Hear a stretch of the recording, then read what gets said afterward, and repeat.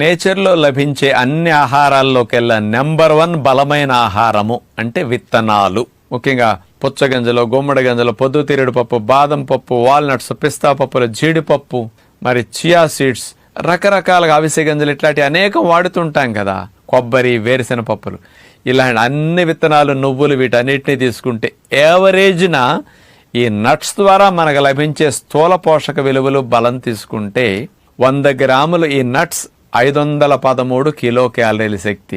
కానీ విత్తనాల్లో కార్బ్స్ యావరేజ్న 18 గ్రాములే పిండి పదార్థాలు ఉంటాయి. ఎంత తక్కువ కార్బోహైడ్రేట్స్ ఉంటే షుగర్ రావటం మనకంత తగ్గిపోతుంది.